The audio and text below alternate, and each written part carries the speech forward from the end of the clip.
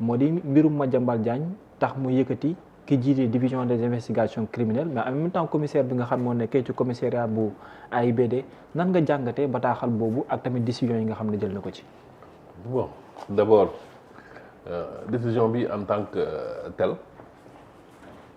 na tëbul rek jël ko si bakkanam parce que dafa am situation boo xam ne. waaw moo jaaxal ñëpp. muy situation Madiambal Diagne. waaw dem na demul fan la jaar kan moo ko yóbbu kan la àndal. mais toujours est-il que. waaw lii bu amee c'est que am na ay défaillances. ay défaillances waaw maanaam ñoo xam ne à leur niveau. ils n'ont pas su prendre les bonnes décisions parce que njiit aussi. waaw même si tu n'es pas directement impliqué dañuy jàpp ne yow yaay jiite foofu. donc yaay joxe directive yaay joxe impulsion.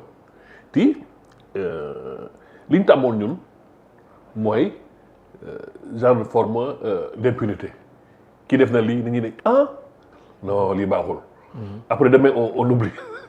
et la personne là va rester encore 30 ans. waaw sur place. moi je pense que surtout li am solo. waaw mooy mu nekk un nouveau ministre. nekk un jeune. mais mën naa wax ne décision mu jël c'est la pédagogie par l'exemple. la pédagogie par l'exemple maanaam c'est un signal fort que aucune faute ne sera tolérée képp ku def dara quel que soit ton niveau de responsabilité. Ouais. Tu paieras les pots cassés. Même bu dee leur culpabilité directe n'est pas impliquée c'est sous leur responsabilité parce que tamit bu ñu nee personne morale. y a ëmb foofu yëpp. waaw même si tu n'es pas directement la main à la pâte c'est toi qui donne yaay joxe orientation yaay joxe fu ñu jëm donc am na solo. et puis li gën a am solo mooy ñaari décisions yooyu xam nga dikk.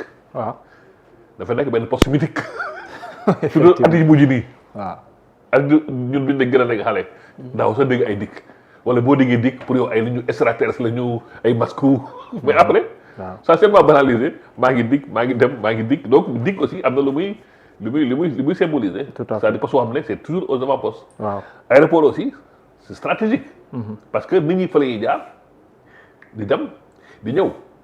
te point de passage dafa crucial névralgique parce que xamoo kuy dugg lan moo ko tax a jóg yan yéen a la am. waaw te boo duggee pare dugg nga. donc par rapport à Madiambal Diagne. je pense que constaté na ay négligence coupable. oui ti la première chose à faire et que je salue mooy c'est de prendre les bonnes décisions les bonnes décisions. mooy servir comment servir ñi nga xam ne. c'était sous la responsabilité de les démettre comme ils ont dit en attendant dafay enquête plus approfondie. c'est pas trop radical. par rapport ak la situation. non c'est-à-dire que radical c'est culturel. c'est culturel xam ne c'est ñun tàmmuñu loolu ko amoon na il faut ñu masla on a les angles finalement da nga jox nit bisaab. day bëri ndox ba nga xam ne doo xamante looy naan. d'accord ça on a tendance xam nga li masla bu bari. waaw day wàññi impact action. bi nga jël pourquoi moom solo c'est une surprise. deux il y a beaucoup de gens qui vont réfléchir. waay et puis ëllëg ku ne di nga toogaat. di nga xoolaat sa toogaay. waaw parce que léegi kii day nekk référence. te loolu aussi dafa am point de départ.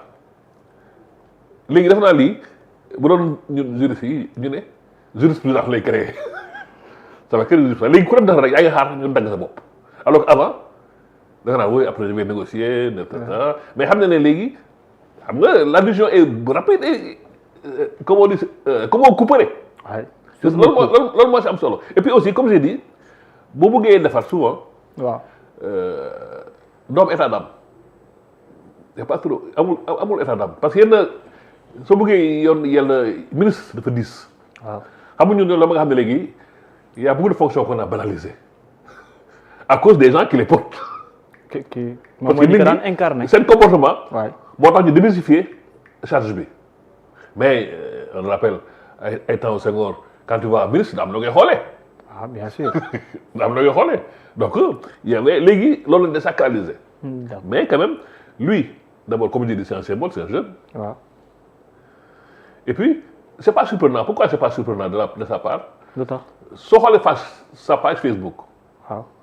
on se suivait mais depuis des années lan lay dénoncer l'incivisme ce genre de pratique donc ça veut dire que décision bi li ci am solo mooy ça colle à la personne. Il l'a pas pris pour faire du spectacle. nateeru nit ki moo wax nateeru nit ki parce que soo xoolee ses posts il y a une cohérence tout ce qu'il dénonçait. waaw lii la ci bokk et au moment où il a eu l'occasion d'être à l'épreuve. waaw. il a été à la hauteur. Moi, je peux l'appeler parce que c'est bien des fois toog ce fauteuil climatiseur def ay postes incendiaires mais maintenant c'est à la tâche la ñuy xam vraiment l'ouvrier. D'accord. Maintenant face à une situation. Ouais. Tout ce qu'il théorisait d'abord li mu nekkee mooy les déguerpissements. waaw. Depuis combien de temps ku nekk yaa ngi toog di xultu qui a fait quelque chose xultu boobu nag neexul kenn mais personne ne fait rien wala au moins personne ne fait le premier pas. D'accord. te xam nga nit aussi. waaw. loolu mooy sacerdoce. Des fois da ngay nangu sa responsabilité nga jël ko ba mu jeex bañ ci ragal dara xam nga loolu bokk na ci gën yàlla. am na ñoo xam ne peut-être face à une situation la ñu bëgg jël décision mais ñoom leen di freiner mooy les conséquences i su ma jëlee décision bi maa président du maire maa président lu ma dàq. maa dañu ma xoolee nii mais comme j'ai dit décision bu nit bu jël décision pare des fois xol bi dagg non c'est vrai bala nga xam ne am yenn responsable direction yi. day jël décision la mort dans l'âme comme on dit. alors jël dara ba pare la mettre da nga ko war a def da nga koy def. waaw parce que c'est la bonne décision à prendre. parce que niveau de responsabilité bi nga yor mooy. non ministre bi caaxaan et puis ministre de l'intérieur ministre intérieur. Et puis surtout dans un monde où dans un monde il y a des enjeux sécuritaires. L'intérieur c'est un poste stratégique yow lu yëngu lu saqat lu jaar war nga am benn développement et puis en plus que pourquoi c'est plus grave aussi. Ouais. C'est les implications. Nous sommes dans un contexte boo xam ne y a ce que les gens appellent le cercle de feu. D'accord. Nous sommes entourés par beaucoup de menaces que si on regarde du côté du Mali et ailleurs il y a des menaces donc il y a des questions sécuritaires. D'accord. Et puis yu mel nii aussi ça rassure pas. Ça rassure pas. Da nga naan mais nous est-ce qu'on n'est pas en danger comme ku mu neex nga ñëw ku mu neex nga génn comme passoire dans ton salon en robe de chambre. Après du mujj ça inquiète parce que moi je pense que moom. il faut loolu bokk ci ko motiver. C'est-à-dire que combattre cet impact ne baissons pas les bras lii am na mais on va le combattre. D'accord. Avec les moyens qu'il faut parce que les dangers sont. Quand même les dangers sont grands. Parce que man su ma déggee loolu dafa naan mais c'est pas la première fois Juan Branco on a vu l'histoire de Juan Branco. ñëw na fi génn fi à l'époque su ma adressé. On a vu le cas de Oumar Sarr à l'époque. Même si il y a peut-être un bémol au niveau des frontières parce que les frontières aussi c'est pas une porte où tu prêtes à quelqu'un la clé. La personne ne vient pas voler la clé. C'est pas pour rien que Trump se bat pour construire des murs. Pour arrêter les Mexicains. Pour contrôler les frontières. Les États-Unis ont les moyens financiers, ils ont les hommes et tout. Mais malgré ça. Donc ça veut dire que c'est pas une excuse. Mais aussi, pour analyser, il faut voir la question sous tous ses angles. Bon, on va à la décharge des forces de niveau nigérien. Parce que, et puis Sénégal, à la frontière, il y a des villages qui sont de part et d'autre. C'est comme à Bolsani.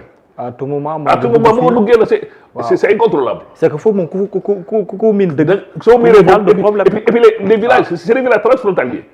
D'ailleurs, on est en fitank. C'est difficile de pouvoir tout contrôler. Mais encore, lolo, c'est le bémol, mais encore une fois, ce n'est pas une excuse. Parce que soo tijjee benn buntu rek. Après van lay nekk. Donc mieux vaut samay tur bu ndaw nañ ko fat ñiy jiite xam ne maintenant ils ont la lourde tâche bu leen nañ ko dara ñu yor ko ba mu mët. Et je pense aussi qu'il y a un appel du pied aux populations en disant que lii am na mais rassurez-vous on va prendre les choses en main. Et prendre les choses en main c'est commencer par les responsables. Prendre les mesures qu'il faut. Sanctionner leen. D'accord. Alors Pape Cheikh. décision bi ni